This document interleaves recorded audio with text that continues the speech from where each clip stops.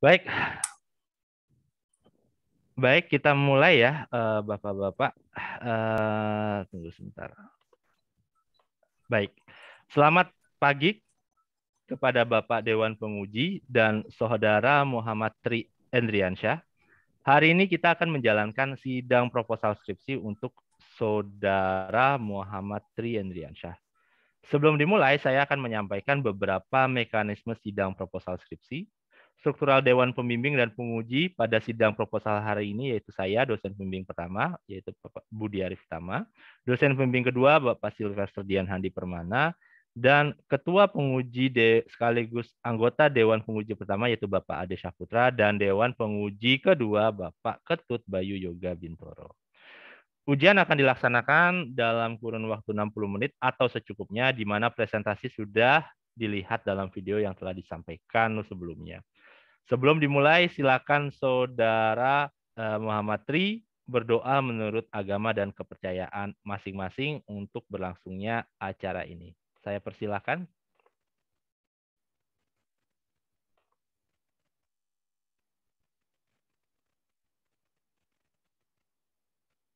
Sudah, Pak.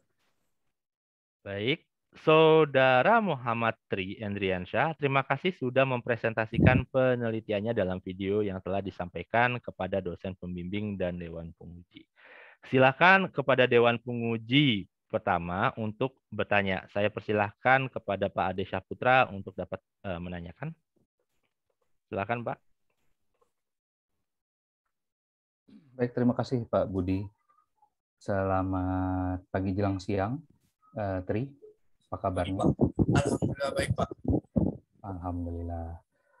Oke, pada kesempatan ini saya dan Pak Bayu ya, kami ditunjuk sebagai dosen penguji ya. Penguji, kebetulan saya dapat sebagai penguji pertama ya. Sebelumnya saya mengucapkan selamat dulu kepada Tri ini ya, sudah masuk ke sidang proposal ya. Paling tidak kamu sudah selangkah lebih baik ya daripada teman-teman kamu ya yang belum sama sekali. Jadi di sini saya kemarin sudah mendapatkan berkas ya, berkas terkait dengan proposal skripsi kamu ya. Jadi di sini saya dan Pak Bayu mencoba memberikan masukan ya. Kami di sini sebagai penguji memberikan masukan yang membangun ya. Semoga skripsi kamu ini menjadi lebih baik lagi dan dapat maju ke sidang akhir nantinya ya. Baik, kalau boleh tahu apa nih yang kamu lakukan atau yang kamu neliti ya untuk skripsi ini? Izin jawab, Pak. Kenapa? Apa suaranya kurang jelas? Izin menjawab, Pak. Oh iya, silakan. Ya, judul yang saya angkat pada penelitian skripsi saya ini implementasi metode 3D object tracking sebagai sarana pembelajaran interaktif komponen CVT motor menggunakan augmented reality. Studi kasus di SMP Insan Mandiri Jakarta, Pak. Oke. Di dekat kamu ada kipas angin ya? Oh iya, Pak, ada, Pak. Usahakan jangan mengarah ke mic ya, agak hilang suaranya nanti. Oke, kenapa nih kamu memilih SMK? Maksudnya SMK Insan Mandiri ini? Yang pertama mungkin karena memang yang saya angkat itu mengenai tentang mesin, Pak.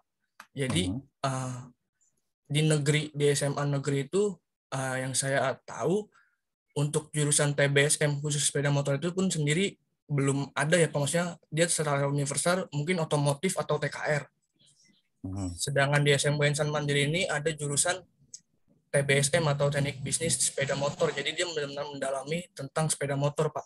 Mulai dari mesin sampai dengan perbisnisannya, Pak. Oke. Terus apa nih yang membuat kamu atau ya mendapatkan ide bahwa ini bisa nih diimplementasikan AR? Gimana ceritanya?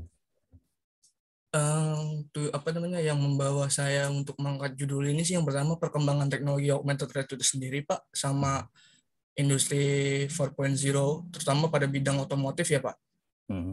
Kemudian saya juga ingin memperkenalkan augmented reality pada SMK Insan Mandiri biar bisa dimanfaatkan dengan baik Pak.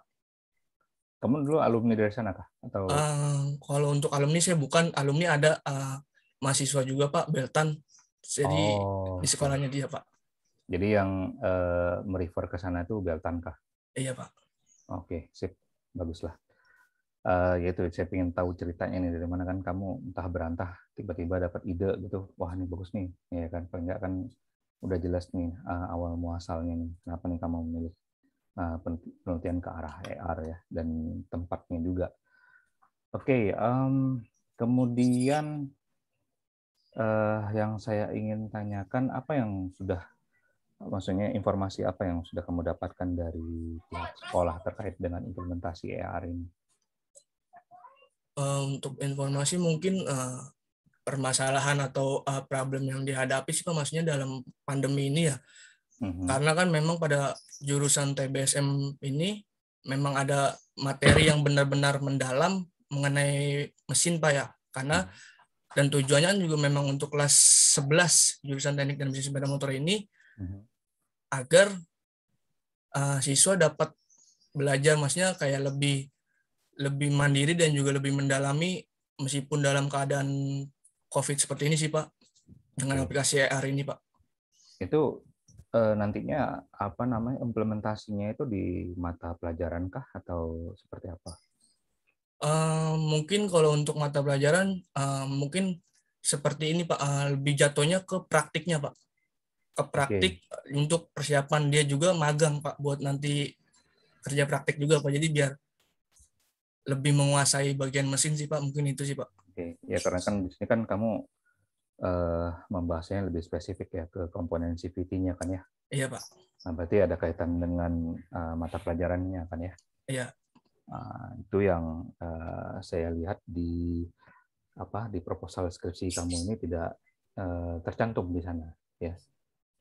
Karena kan memang ya seperti kita lah ya, di universitas kan juga terkait mata kuliah tersebut kan pasti ada rencana pembelajaran semesternya ya. Kalau di sekolah atau SMK ini kan mereka punya rencana pembelajaran sendiri ya. Kalau nggak salah saya itu ya RPP. Nah, itu mungkin kamu bisa mencari tahu informasinya lebih lanjut. Jadi bagaimana sih implementasi dari augmented reality ini dalam mata pelajaran tersebut ya. Jadi kamu pun juga di proposal skripsi kamu juga akan lebih baik lagi jika mencantumkan itu, bahwa implementasi itu spesifik ke mata pelajaran apa yang yang mengcover apa gitu. Misalkan tadi kan kamu sampaikan bahwa ini akan diimplementasikan pada materi ataupun pembelajaran praktikum kan ya, sebagai keberlanjutan nanti ke depannya untuk magang gitu kan ya. Jadi kan itu lebih jelas lagi ya, bahwa oh benar nih, benar-benar diimplementasikan lebih mendalam nih ke mata pelajaran tersebut atau mata praktikum tersebut ya. Jadi ya bukan hanya sekedar kamu menyelesaikan skripsi kamu saja. Oh ini udah diimplementasikan nih Pak di sekolah tersebut. Ya, tapi kan langkah lebih baiknya ya tepat sasaran gitu, maksudnya ya udah ini diimplementasikan di mata pelajaran apa ya, atau praktikum apa, dan ini nanti menunjangnya atau mendukung siswa itu nanti ke depan untuk apa outputnya ya. Nah, itu akan alangkah lebih baik seperti itu. Itu saja yang saya lihat belum tercantum di proposal kamu ya. Selebihnya itu saya lihat memang sudah lumayan jelas ya yang saya dapatkan problemnya apa semuanya ya. Mungkin kita mulai aja, coba kamu share proposal kamu. Ya Pak, sebentar. Izin share Pak ya. Ya, di Word atau PDF Pak? Bebas saja. Oh bebas. Bebas. Kamu mana yang kamu mudah. Ya, izin share Pak ya. Ya. Baik, kita mulai yang pertama ya. Yang pertama ini mungkin sedikit catatan saya ini posisi disusun olehnya itu, kalau nggak salah saya lupa. Itu di bawah proposal skripsi dan keterangan itu ya. Tapi nanti coba cek lagi ya. Oh iya Pak. Saya kadang suka ini karena mixing ya antara proposal satu sama proposal lainnya, jadi atau sudah benar ya, saya lupa, nanti coba cek lagi ya. Iya Pak. Ataupun ini pun juga ini terkait dengan apa namanya ukuran ya, maksudnya jadi jeda atau spasi antara gambar logo dengan disusun itu terlampau dekat, nanti coba kamu atur lagi ya, termasuk dengan apa namanya program studi, fakultas dan sebagainya. Nanti mungkin pengaturannya itu jaraknya itu nanti coba kamu cek lagi ya dengan dosen bimbing kedua, karena ini logonya lumayan dominan besar sih ukurannya ya. Ya Pak. Kemudian untuk lembaran pernyataan di sini di halaman berikutnya itu kalau saya sih pointingnya ke universitas triloginya, mungkin jangan uppercase semua. Oh iya Pak. Itu aja. Kemudian ya apa namanya untuk di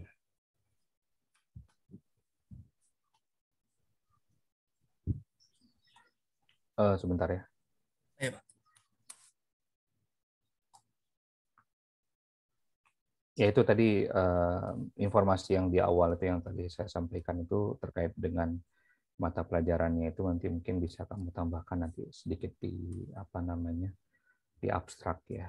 Oh, ya, Mungkin spesifiknya dia nanti ya, jika itu nanti kalau udah kamu dapatkan sih. Ya, Pak. Itu langkah baiknya apa namanya jelas implementasinya. Bukan hanya di sini kan masuknya itu siswa kelas jurusan teknik dan bisnis ya. Mungkin implementasinya kaitannya kan tadi kamu sampaikan ada praktikum kan ya, untuk menunjang praktikum mereka.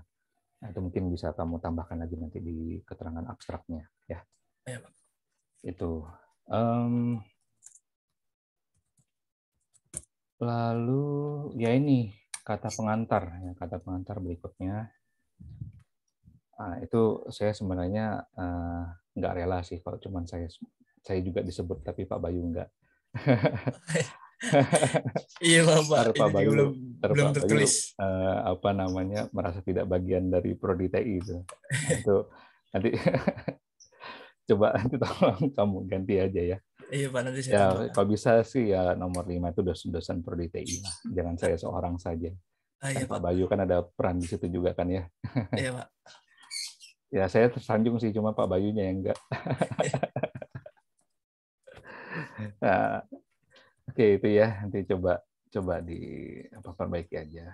Ya nggak perlu semua dosen di TI lah kamu sebutkan, cukup kaprodi, dosen bimbing pertama sama kedua saja. Yang lain ya dosen-dosen saja lah ya, disebutkan saja, nggak usah nama. Oke. Kemudian kita masuk ke daftar tabel aja langsung. Daftar tabel, nah, itu kamu bisa lihat kan ada permasalahan apa di sana? Oh ini Pak ya, spasi Pak ya? Iya, itu kamu sepertinya terburu-buru jadi melewatkan itu, ya. Lalu di mana ya?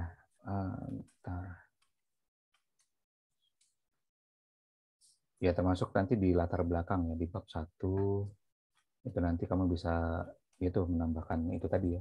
Iya Pak. Implementasi di mata pelajaran apa ataupun praktikum apa ya. Iya Pak. Itu nanti coba kamu jelaskan lagi ya. Lalu untuk di batasan masalah ya, itu pun juga sebenarnya bisa jadi apa namanya tambahan ya, terkait dari implementasi di praktikum. Ya, itu kan lebih spesifik lagi kan. Praktikum praktikum apa atau mata pelajaran apa. Itu jadi batasan masalah juga kan ya. Kalau misalkan kamu sudah memasukkan nanti di bab 1 dan juga di apa namanya, di abstrak ya. Dan mungkin di di nomor 3-nya itu mungkin kamu nanti cuman, kalau saya sih kurang menambahkan komponen CVT aja, yaitu baru kamu jelaskan bagian komponen CVT yang kamu coba angkat. Itu ada 3 bagian kan ya? Iya Pak. Itu cuma menambahkan sedikit aja sih. Karena di atasnya tadi di latar belakangnya pun juga kamu kan pointingnya itu kan ke komponen CVT ya. Iya Pak. Nah itu juga hanya menambahkan sedikit saja ya. Oke, lalu untuk ya sebenarnya sih saya lihat kamu ada banyak ini aja sih, ya kayak italic, ada berapa kata yang kamu lupa bikin italic. Nanti ya saya sudah buat catatan sih, jadi nanti mungkin bisa kamu lihat aja ya. Kalau saya sebutkan satu-satu ya lumayan banyak sih, itu sebenarnya nanti bagian dari Pak Bayu ya. Saya coba menambahkan aja catatan di ini saya di proposal di skripsi kamu ya, proposal kamu. Jadi nanti mungkin Pak Bayu bisa fokus ke sana. Kemudian masuk ke bentar ini bab 3. Ini kan ada berapa gambar nih yang coba kamu ambil ya terkait dengan komponen CVT-nya. Oh iya Pak. Nah itu kamu ambil dari mana? Kalau ini bukan yang saya ambil ini kan jenis motor matic Honda Beat Pak ya. Jadi ini spesifikasi ini saya ambil dari katalog itu sendiri dari Hondanya tersebut Pak, dari website. Oh ya itu kalau bisa ya menurut saya sih tambahkan sumbernya. Oh, iya. Oh iya benar ya, kan kamu memang udah buat batasannya ya di Hondanya, Honda Beat ya. Iya Pak. Oke, sip. Mantap. Oke. Itu aja sumber gambar nanti ditambahkan.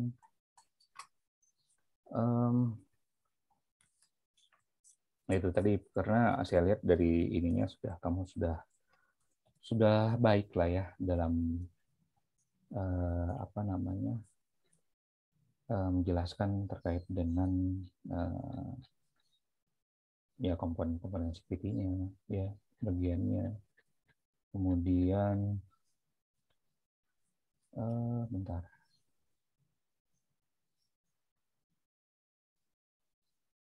Oke, untuk kebutuhannya pun juga ini kan kamu ada gambar kan di sini ya. Nanti coba itu juga ya source-nya ya. Gambar kebutuhan. Yang kebutuhan perangkat keras. Oh ini Pak. Oh iya Pak. Berarti kamu ambil sini perangkat yang kamu gunakan ini salah satunya itu ya. Iya Pak. Handphone jenis Redmi 8A ya. Ya. Yang nanti sebagai tester nih untuk ini ya. Oke. Terus nanti ininya gimana? Ya gambaran mengenai penggunaan aplikasinya pada mata pelajaran tersebut. Bisa nggak kamu jabarkan? Maaf Pak, maksudnya sekali lagi Pak, kurang paham. Ya, jadi misalkan nanti pada implementasi di lapangannya pada saat tahap pelajaran tersebut, jadi seperti apa? Kamu bisa kasih gambaran nggak ke saya? Si siswanya dan termasuk si gurunya pada saat melakukan praktikum misalkan. Ya, Pak. Mungkin sih seperti augmented reality pada umumnya Pak ya, cuma kan hanya metodenya saja Pak ya berbeda ya. Paling nanti di saat siswa di ruang mesin yang sudah tercantum di observasi lapangan Pak, ruang mesin khusus praktiknya itu kalau memang offline ya Pak ya, atau offline atau online ini kan tergantung Pak ya. Jadi sesuai kebijakan pemerintah itu sendiri juga kalau memang misalkan online, siswa bisa menggunakan aplikasi ini secara mandiri dengan motor jenis Beat tersebut Pak ya. Jadi dia hanya men-tracking bagiannya nyata, objek nyata dari bagian CVT tersebut dengan metode 3D object tracking ada berupa garis bantu dari objek nyata pada bagian CVT tersebut.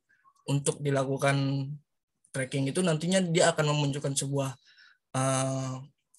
visualisasi 3D objek dari bagian nyata tersebut yang dibungkus. Jadi objek nyata itu terbungkus Pak sama 3D objek tersebut. Kemudian isi-isinya itu mungkin itu juga saya ambil dari beberapa masalah. Jadi dari orang-orang yang mengerti pada bidang mesin ini terkadang masih suka melupakan bahasa mesin itu sendiri pada bagian tersebut Pak. Jadi mulai dari knowledge dasarnya mesin itu juga nanti saya tambahkan, dan mungkin sedikit animasi-animasi, mungkin cara pemasangan, mungkin hanya seperti itu sih Pak. Oke. Berarti bentar, ini kan berarti implementasinya itu digunakan pada saat jadi semua siswa itu datang ke ruang mesin, atau dia bisa melakukannya di luar kelas, maksudnya misalkan di rumah dia punya bit nih, terus dia bisa menggunakan itu. Iya Pak. Atau bagaimana? Atau memang harus datang ke ruang mesin? Jadi kan karena memang tujuan penelitian adanya penelitian yang saya lakukan ini kan sebelumnya kan COVID itu Pak, karena dilakukan secara online ya Pak ya, belajar. Dan siswa kadang juga untuk belajar itu kayak kalau misalnya kita siswa itu belajar melalui otodidak melalui YouTube juga terkadang ada yang kurang jelas atau gimana, jadi dia bisa menggunakan aplikasi AR ini Pak. Tujuannya. Namun kan kebijakan pemerintah saat ini kan bisa dilakukan secara online atau offline ya Pak ya? Ya, tergantung level berapa PPKM. Ya, jadi aplikasi ini nantinya bisa digunakan untuk yang online dan juga bisa offline di ruang mesin itu sendiri Pak, untuk melakukan praktikum. Mungkin seperti itu sih Pak. Oke, ya itu tadi. Karena ini kan berarti ada, kalau misalkan praktikum kan ada penyampaian materi juga kan dari guru ya. Ya Pak. Jadi makanya itu tadi saya tanyakan juga terkait implementasi di mata pelajarannya ya. Jadi kan bukan sepenuhnya melepas siswa dalam mata pelajaran tersebut saja kan menggunakan augmented reality. Ya, itu nanti coba kamu mau cari tahu lagi seperti apa penyampaian materi dari gurunya, sehingga si siswanya ini dalam melakukan praktikum itu dapat tercapai nih tujuan akhirnya. Ya, bukan hanya cuman scanning si CVT dari Honda Beat tersebut ya. Terus ya udah cuman mendapatkan informasi yang mana pulley-nya, yang mana bagian ininya ya. Nah, berarti kan paling enggak tercapailah tujuan dari mata pelajaran tersebut. Nah, itu yang paling enggak kamu bisa mengcovernya. Tapi maksud saya di sini bukan mengcover dalam satu istilahnya, kok di kampus itu di sekolah itu triwulan ya tadi Pak Budi sampaikan. Nah, itu bukan mengcover semuanya, paling enggak bagian dari mata pelajaran tersebut ya itu saja dulu gitu. Jangan semuanya Pak, mengcover semua kan kamu bakal kewalahan tuh. Ya. Nah, itu nanti coba kamu buat ya. Paling enggak itu tadi patokannya apa, mata pelajaran apa pada masa atau pertemuan keberapa, nah, itu nanti kamu bisa tambahkan itu di proposal skripsi kamu, dan itu menjadi batasan juga ya. Itu berarti ini bisa dilakukan di sekolah ataupun di luar sekolah ya, asalkan monitoring itu bit ya. Ya. Oke. Bentar, tadi saya ada kepikiran tapi saya lupa. Bentar.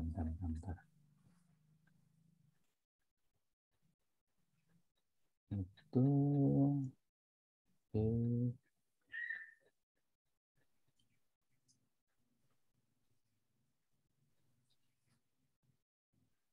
oh iya.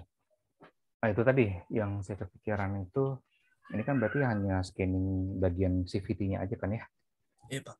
Kalau misalkan yang kepikiran saya, kalau misalkan CVT Dia scanning dalam arti kata dia hanya memunculkan ini bagian apa namanya, aku saya lupa tadi bagiannya. Ada 3 bagian kan ya dari Iya, Pak. CVT itu. Left crankcase, drive face, dan driven face, Pak. Oke, berarti dia hanya memunculkan informasi itu aja sementara ini. Kalau untuk informasi sih mungkin apa ya, bisa dibilang tuh seperti yang ada di buku mungkin Pak ya, buku pelajaran di jurusan tersebut. Lalu cara pemasangannya.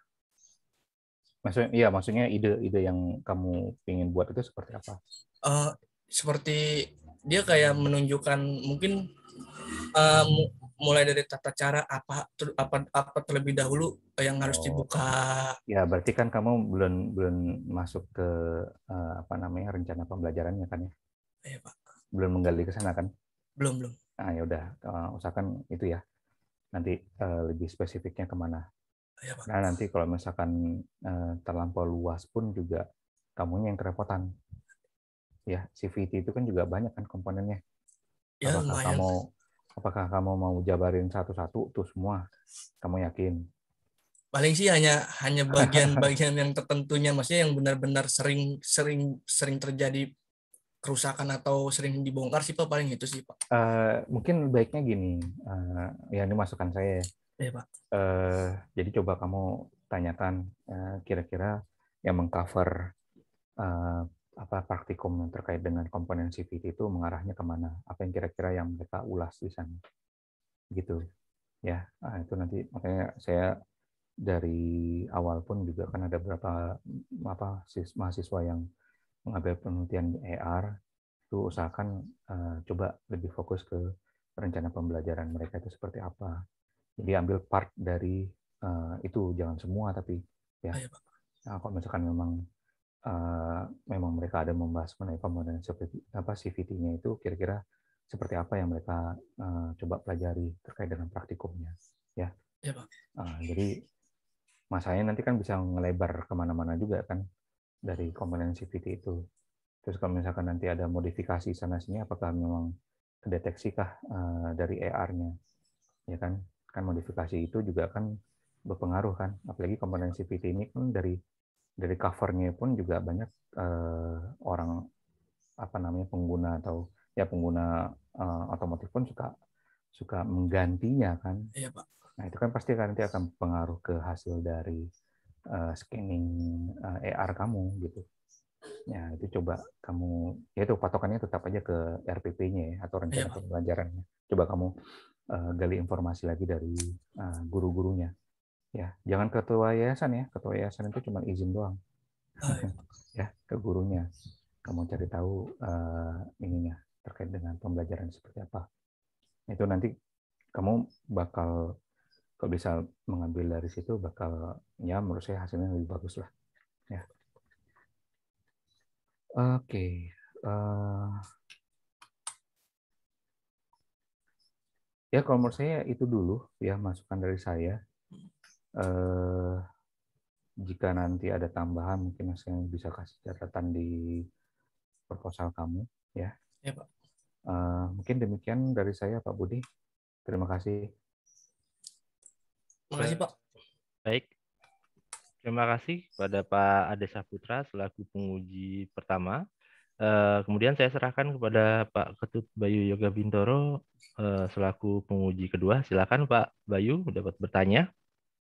Terima kasih Pak Budi. Halo Mas Tri, apa kabar? Alhamdulillah baik Pak. Oke, terima kasih ya udah ngirimin berkas dan videonya. Nah, saya nggak pakai ini kamu, share screen kamu. Saya mau share screen punya saya karena saya udah kasih catatan beberapa. Iya Pak, saya stop dulu Pak. Oke, baik. Izin saya share screen ya punya saya ya. Oke, sebentar. Nah, baik, Tri. Nah, ini saya masih so far sejauh yang saya lihat sudah lebih minim revisi sebetulnya dari sisi format, segala macam, walaupun ada beberapa itu wajar, tapi secara umum sudah bisa lah gitu ya, sudah cukup lah untuk dilanjutkan walaupun belum keputusan akhirnya ya gitu. Nah, tapi saya kasih beberapa tambahan, yaitu misalnya gini, untuk mempertajam sebetulnya. Yaitu gini, ini klasik banget nih masalah pandemi COVID segala macamnya. Terus kamu bikin materi atau cara strategi belajar atau media belajar gitu ya. Ya, untuk supaya bisa lebih efektif dan lain sebagainya.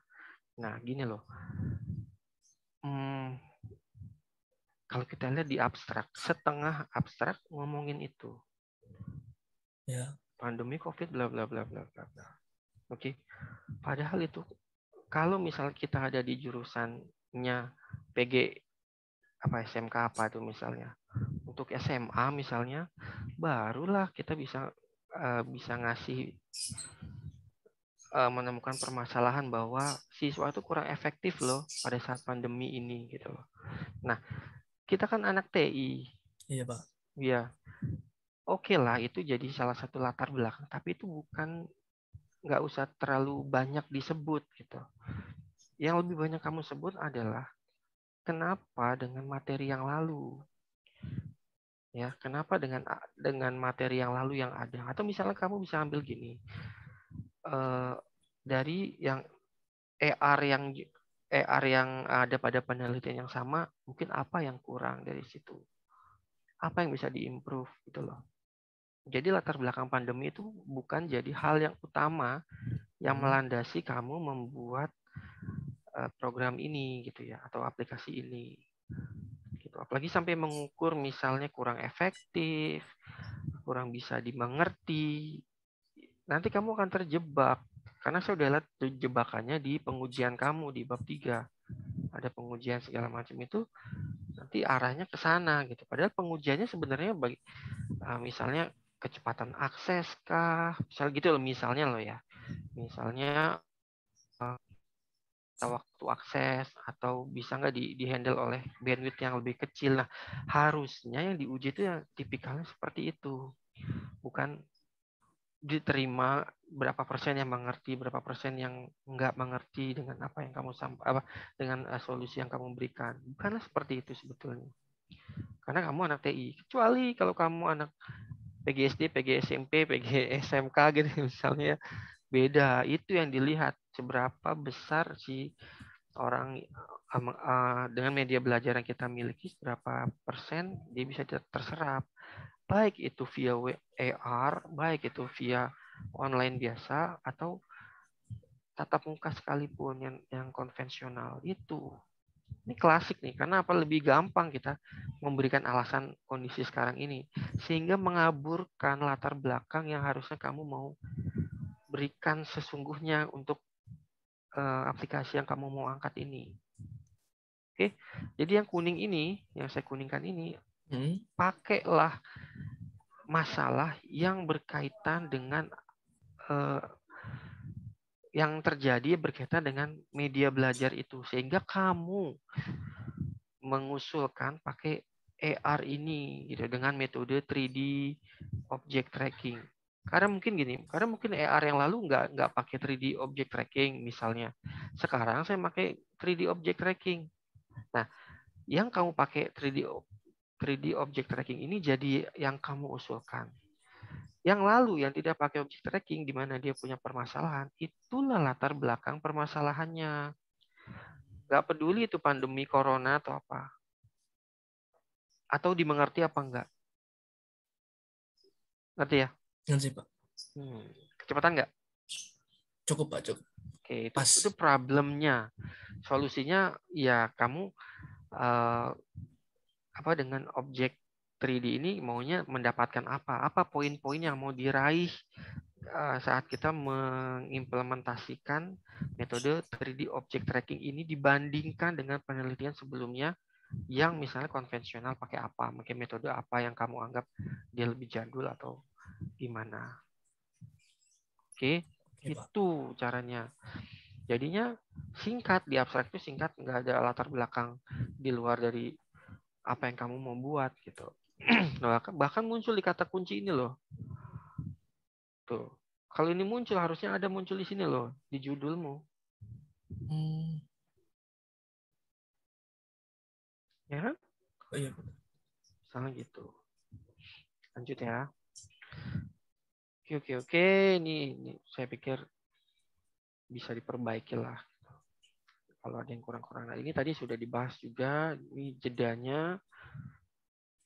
Satu paragraf dengan paragraf lainnya lumayan jauh. Gitu. Lalu ini karena tadi masih terjebak di kata-kata pandemi, COVID, dan lain sebagainya. Jadi di latar belakang itu kamu belum tajam menentukan apa yang menjadi problem. Tadi sudah saya jelaskan. Yang saya jelaskan di abstrak tadi itu juga untuk memperbaiki di pendahuluan ini ya. Terutama untuk tadi saya bilang apa yang kurang di sebelumnya, di pendekatan atau media ajar sebelumnya, sehingga kamu mengusulkan ini dengan metode 3D object tracking tadi. Oke, lanjut ya. Nah, ini SMK bla bla bla bla. Mungkin bolehlah pakai ada jurusan apa sedikit, boleh lah. Saya pikir nggak apa-apa. Lalu permasalahannya tadi sudah.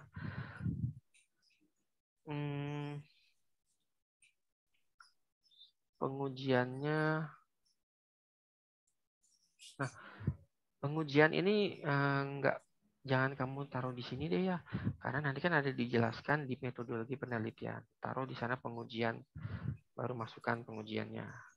Oke, ya walaupun jadi saya pengen kamu tuh lebih tajam gitu loh. Jadi di sana tuh hanya ada problemnya apa, kenapa kamu ngambil itu, metodenya apa.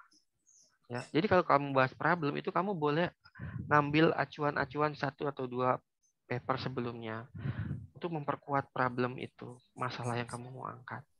Lalu kamu jelasin sedikit metodenya apa, lalu apa yang kamu mau bikin dari itu semua, apa tujuannya. Clear ya? Jadi tajam aja. Nanti ada kok di dalam sana bagian-bagian yang nanti harus memunculkan pengujian, ada pasti. Tapi nggak usah disebutkan di awal, terlalu awal. Ya. Atau juga pengujiannya ini apa ya? Ulas mencapai target ketentuan 85%. Apa itu? Manfaat dari penelitian ini apabila ulasan mencapai target itu bukan. Jadi ya masih berpikir ke gimana dia dimengerti oleh penggunanya kan gitu ya. Padahal kamu hanya mau membuat. Kalau kamu mau berpikir dia dimengerti oleh pengguna, judulnya ganti lah. Ya kan? Nah, lalu rumusan masalah. Bagaimana cara mengimplementasikannya? Nah, karena kamu belum tajam di permasalahan, jadi kamu akan sulit nih di sini nih. Jadi sebenarnya rumusan masalah itu bukan untuk mengimplementasikan metode. Jadi misalnya gini, bagaimana caranya meningkatkan apa ya? Misalnya loh ini ya, misalnya kan saya bukan orang AR ya. Misalnya nih, meningkatkan tingkat ininya dia, misal apa? Tadinya misalnya yang lama itu nggak bisa diputar-putar, sekarang kamu bisa diputar 3D, bisa masuk segala macam gitu loh. Jadi masuknya ke teknisnya itu gitu loh. Ya, jadi bagaimana caranya meningkatkan misalnya tingkat atau level dari kejelasannya misalnya, ya dengan cara mengimplementasikan metode 3D object tracking misalnya kayak gitu loh. Ya, bisa nggak kamu kasih contoh satu problem aja biar supaya saya bisa kasih contoh jadi kalimat ini. Ada satu problem apa? Selain COVID, pandemi yang lain tadi. Bisa lebih presisi kah? Bagaimana caranya meningkatkan level presisi dari media ajar sebelumnya gitu ya, dengan memanfaatkan metode 3D object tracking dan teknologi augmented reality untuk pembelajaran interaktif apa tuh yang CVT itu disebutkan juga kan, kamu itu mau jadi Kan itu ada di judul kan? Iya, Pak. Iya, sebutkan aja ya untuk problemnya di CVT tadi kayak gitu. Oke, jadi Oke, Pak. jadi problemnya bukan mengimplementasikan, tapi kamu kamu menemukan satu problem. Misalnya tadi saya contohkan level dari presisinya misalnya, kalau itu jadi problem. Diimplementasikan dengan metode 3D object tracking dengan tujuannya, baru tujuan nih. Ya kan? Tujuannya adalah untuk meningkatkan level presisinya kan gitu. Kalau tadi problemnya kita ngomongin presisi, berarti di tujuan kita ingin meningkatkan level presisinya. Sehingga saat kita belajar CVT tadi gimana? Lebih jelas kah? Lebih apa? Gitu. That's all. Jadi nyambung antara problem dengan tujuan. Dengan catatan tadi yang di atas itu udah clear semuanya. Yang di pendahuluan itu latar belakang itu udah clear semuanya, udah oke gitu. Ya. Gitu. Itu dia udah ya ini masih normal-normal aja lah gitu. Maksudnya nggak ada sesuatu yang major yang harus diberitahu. Kalau ini juga sama, masih klasik. Ini bisa dipecah jadi 2-3 paragraf. Kalau kamu memaksakan ini karena ini satu judul, satu paragraf, ya it's a klasik banget sih gitu loh. Toh juga kalau kamu pecah jadi 2 paragraf, lalu kamu ulangin aja. Misalnya gini, dari Andrea Yeremia. Misalnya bisa kamu bilang gini, mengacu pada Andrea, Yeremia dan Yana tahun 2008, kan bisa diacu juga di paragraf yang bawahnya gitu loh. Artinya paragraf yang kedua itu masih mengacu ke Andrea, Yeremia dan Yana itu. Ya, jadi lebih luas orang bacanya juga enak. Karena kan kamu bisa aja yang paragraf pertama kamu menceritakan problemnya. Di paragraf kedua mungkin ke solusinya. Di solusinya ada paragraf tersendiri tapi mengacu pada paper yang sama. Jadi lebih enak dilihat. Orang nanti bisa ngelihat. Begitu dia ngelihat satu contoh, oh paragraf pertama masalah, paragraf kedua solusinya. Berikutnya ke bawah kalau dia hanya mau mencari solusinya, dia langsung melihat paragraf kedua. Kan gitu. Lebih enak kan, dia nggak harus tracking satu persatu baca lagi kayak yang kamu lakukan ini. Asalkan harus konsisten. Kalau skemanya gitu terus sampai bawah seperti itu. Ya, ini udah sama lah gitu. Lalu ke bawah lagi, apa nih ya? Reset gap-nya. Ini karena ini banyak, jadi kamu bisa pakai kecilin lah dikit ininya, fontnya. Nggak sama dengan yang di atas juga. Kan ini 12 misalnya. Ini misalnya kamu pakai 10. Karena di dalam bentuk tabel kan harus compact. Itu nggak jadi problem. Gitu. Lalu lihat lagi di sini di tabel ini di bold nggak, karena biasanya kalau nama judul, subbab, gambar biasanya itu bold. Tapi nanti lihat lagi di sana di formatnya. Kalau enggak ya udah apa-apa kan gitu. Ya, terus nanti ini begini akan posisinya ya dia. Tabelnya nanti akan begini kalau saya dicetak. Posisinya ke dalam ke sebelah sisi kiri. Gitu. Lalu ini kalau bisa ada tambah lanjutan tabel berapa, ada keterangannya di sini nih. Jadi kita tahu ini lanjutan tabel dan bukan tabel yang baru. Oke. Nah, setiap potongan kamu tambahin gitu. Lanjutan tabel apa? Lanjutan tabel sekian gitu. Ya. Nah, dengan diturunkan fontnya, saya pikir kamu bisa lebih presisi lagi gitu kan. Bisa jelasin lebih banyak lagi. Dan bukan cerita kayak gini kan itu sebenarnya udah kamu jelasin di atas. Jadi mungkin lebih ke to the point-nya langsung gitu loh. Ya misalnya problemnya kurang presisi, udah bisa kayak gitu langsung. Kenapa kurang presisinya? Tadi udah dijelasin di atas. Gitu. Ya. Lanjut lagi. Nah, metodologi penelitian. Oke, ini sudah lah ya. Ini yang sudah kamu diskusikan dengan pembimbingmu dan ini memang sudah tahapannya sudah disetujui, maka lanjutkan gitu ya. Nah, kemudian ini tadi saya agak lupa nih.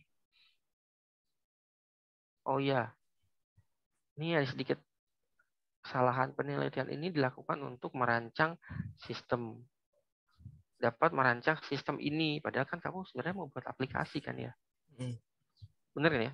Iya, Pak. Aplikasi apa? Sebutin aja. Jadi nggak usah pakai ini. Untuk dapat untuk merancang dan membangun aplikasi ini, apa judulmu tadi? Ya, saya mengusulkan beberapa tahapan pengembangan yang dapat dilihat pada gambar 31 berikut ini, kayak gitu. Cool, simple, ya. Nah, ini nggak usah juga nggak apa-apa nih. Metode penelitian ini berupa langkah-langkah. Ya, basa-basi kayak gitu udah nggak pakai lagi tuh di bab 3. Udah langsung to strike to the point. Apa yang kamu mau lakukan. Oke, misalnya bisa juga dibuat lebih keren gitu. Misalnya langkah-langkah dalam metodologi yang saya usulkan pada penelitian ini adalah yang pertama pengumpulan data, yaitu ngapain sedikit aja. Kemudian dilanjutkan dengan analisis data, yaitu ngapain sedikit aja. Tapi bukan teori lagi. Maksudnya gini, analisis kebutuhan adalah periode di mana kita melakukan, bukan gitu ya, tapi gini, analisis data, analisis kebutuhan terhadap kebutuhan user, yaitu siswa SMK berapa, kemudian ada modul ajar yang bab berapa, nah gitu loh, dia udah masuk ke problemnya, to the point, nggak lagi bertele-tele. Pengumpulan data merupakan tahap di mana, aduh, capek deh. Oke, pengumpulan data dilakukan dengan 1 gini, 2 gini gitu. Punya kamu sendiri, langkah-langkahnya punya kamu sendiri, bukan diacu dari orang lain. Punya kamu sendiri. Clear ya? Sama di bawahnya juga kayak gitu. Tapi yang susah itu membuat ini jadi singkat. Kalau bertele-tele gampang. Membuat itu lebih singkat itu lebih susah menurut saya. Lalu kan baru kamu buat subbabnya, betul nih ya. Udah ada pengumpulan data. Pengumpulan data udah langsung ceritain apa yang kamu kumpulkan. Jadi tidak perlu lagi kamu kasih fotonya ini SMK-nya, oke? Ya, karena nggak ada hubungannya. Jadi pengumpulan data misalnya dengan cara teknik wawancara. Nah, misalnya kamu punya form wawancaranya, kasih dia di lampiran. Di lampiran ada form wawancaranya. Saya menggunakan untuk melihat lampirannya adalah dengan dilampirkan pada lampiran sekian. Adapun untuk mengumpulkan data, langkah yang saya lakukan adalah pertama itu meminta mensurvei dulu, misalnya mata kuliah lagi, mata pelajaran apa yang mata pelajaran yang tadi itu yang terdapat CVT itu ya, atau modul ajar yang terdapat CVT di CVT itu seperti apa, kayak gitu. Nanti kemudian dilanjutkan dengan melakukan penelaahan menelaah lebih dalam pada modul ajar itu, kayak gitu loh. Itu jadi bukan observasi lapangan ke sekolahnya, kamu tampilkan ke sekolahnya, tapi di sekolah itu kamu ngapain, apa di modul ajar tadi yang mau kamu jadikan atau sehingga kamu perlu melakukan pengumpulan data untuk itu, gitu loh. Susah saya bikin kata-katanya, panjang soalnya ya, gitu. Jadi lebih detail gitu. Kemudian di sana kalau ada berapa siswanya boleh, misalnya gini, ini diajarkan oleh siswa kelas sekian di mana terdapat 15 murid misalnya gitu, boleh kalau gitu ya, keterangan aja. Tapi lebih kepada bagaimana caranya kamu melakukan observasi itu. Bagaimana, kata kuncinya bagaimana caranya kamu melakukan observasinya dan apa yang diobservasi. Oke? Oke. Ya, ini ya boleh ada, boleh enggak deh ya, gitu ya. Kemudian data komponen. Nah, ini saya nggak tahu ini di saya kok kepotong. Mungkin di kamu nggak kepotong. Ya, Pak. Nah, jadi ini saya kuningin karena ini kepotong semua gitu. Karena mungkin di kamu nggak kepotong. Tadi saya sempat lihat tuh ya, ada yang nggak kepotong atau benar-benar terpotong, saya nggak tahu ya. Di saya terpotong seperti ini, makanya saya jadikan poin untuk perbaikan. Iya, Pak. Itu nama komponen. Dan kalau bisa itu kamu ini komponen apa ya? Apa bedanya sama nama ya? Nah, mungkin kamu ini posisi kali ya? Ini bagian mungkin left crankcase ini komponen apa namanya Pak? Ini menunjukkan kalau ini iya sih sebenarnya bagian Pak. Left crankcase itu sebenarnya bagian left crankcase. Nah, namanya itu nama bagian tersebut Pak. Gunanya belum ada kan? Apa? Guna dari ini nih covernya misalnya. Dock assembly ya. Left cover. Nah, itu kan ada gunanya, ada fungsinya. Gunanya buat apa? Kan boleh kan ya? Itu di ini kan dijelasin di sebelahnya. Gunanya buat apa? Keterangan mungkin Pak ya? Bukan keterangan, itu malah yang utama menurut saya. Jadi fungsinya atau fungsi alat ini untuk apa? Karena apa itu kan sebenarnya akan melihat kamu benar-benar observasi apa enggak kan, benar nggak sih? Oh iya Pak. Paham, ini kan bagiannya. Harusnya ini kan bagian berdasarkan hasil observasi di tahap kamu sebelumnya itu kan. Jadi di sini kamu tahu ada kegunaannya apa, fungsinya apa, di mana letaknya. Nah, selain nama dan bentuknya. Ya kan itu penting juga loh. Buat yang compact. Jadi ini jangan sampai nggak perlu di landscape lagi. Mungkin kamu bisa kecilin gambarnya dan sebagainya. Oke, lanjut ke bawah terus.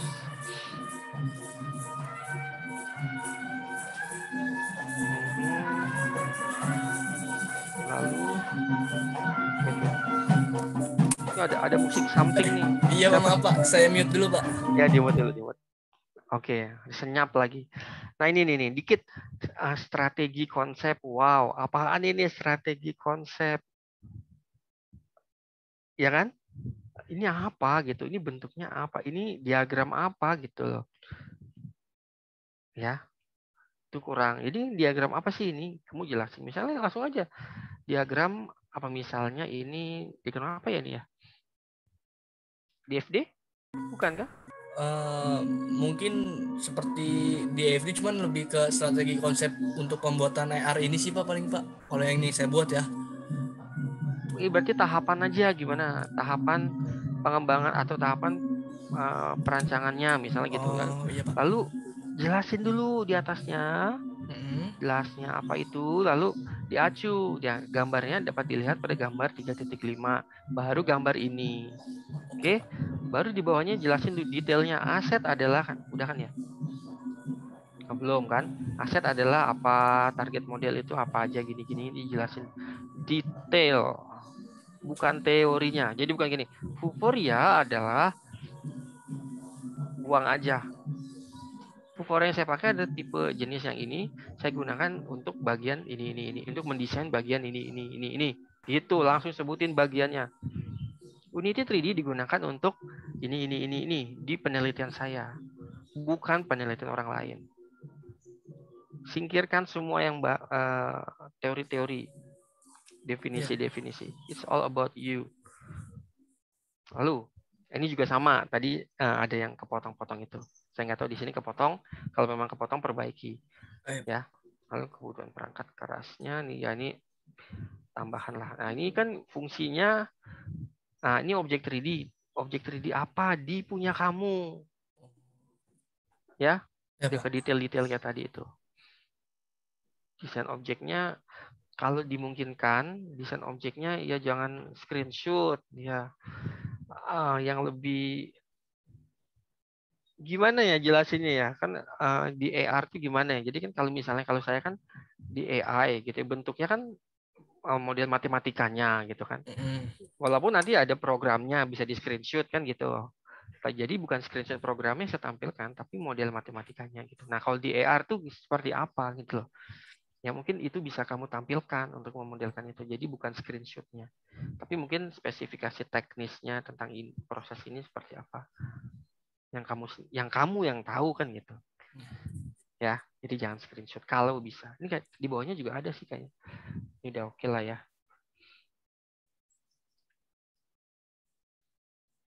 Nah, mungkin ini gambar ini nanti di bawahnya ada keterangan ini apa aja, ukurannya apa aja, itu boleh sih. Tuh. Gitu. Lalu ini udah oke lah, ini ya kalau bisa dihitemin, di bold. Lalu udah itu dari saya. Ya, jadi itu yang saya mau sampaikan ke kamu. Silakan diperbaiki dan saya kembalikan lagi waktunya ke Pak Budi Arifitama. Silakan Pak. Terima kasih Pak. Baik, terima kasih Pak Ketut Bayu atas pertanyaan dan kritik dan masukan yang diberikan kepada Muhammad Tri Andriansyah. Baik, Saudara Muhammad Tri Andriansyah, setelah kami selesai melihat video presentasi dan tanya jawab ini, silakan saudara dapat leave meeting terlebih dahulu. Dewan Penguji dan dosen pembimbing akan rapat singkat untuk memutuskan apakah judul proposal Anda dapat disetujui atau tidak untuk dapat dilanjutkan ke tahap selanjutnya. Saudara akan dipindahkan ke dalam ruang tunggu waiting room dan harap tetap bersedia. Nanti akan dikembalikan lagi ke dalam ruangan meeting ini. Terima kasih. Ya, terima kasih Pak. Baik. Ini saya juga mau siap-siap juga nih. Oke, baik. Semuanya mungkin kita sudah bisa masuk ke keputusan ya. Dari tadi yang sudah kita bicarakan, kita juga pertimbangkan juga. Tri, kamu siap ya mendengarkan apapun keputusan yang kami sudah rapatkan? Siap Pak. Sudah siap? Siap. Oke, baik. Apapun yang kami putuskan ini memang diperuntukkan untuk kamu supaya hasil penelitian kamu tuh bisa kamu perbaiki dan menjadi sebuah penelitian yang lebih berarti gitu ya. Karena jatuhnya kan kita nggak pengen juga bahwa penelitian yang kamu lakukan juga nggak signifikan juga, nggak ada artinya juga gitu ya. So apapun keputusannya, mau itu kita setujui atau kita tunda atau kita jatuhnya reschedule lagi, mohon bisa diterima dengan sebaik-baiknya. Ya. Oke, baik.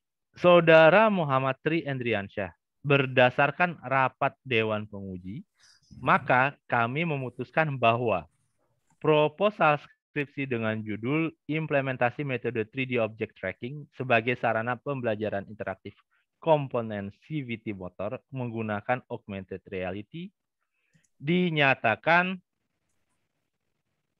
disetujui untuk dapat dilanjutkan dalam skripsi. Revisi atau hal lainnya perlu ditambahkan, silakan dicek dalam soft copy proposal skripsi yang nantinya akan dikirimkan kepada saudara. Revisi ditunggu maksimal 2 minggu dari sidang hari ini. Demikian sidang proposal skripsi ini. Terima kasih kepada dosen pembimbing kedua, para Dewan Penguji, dan Saudara Muhammad Tri Andriansyah. Selamat siang. Terima kasih Pak. Oke, selamat.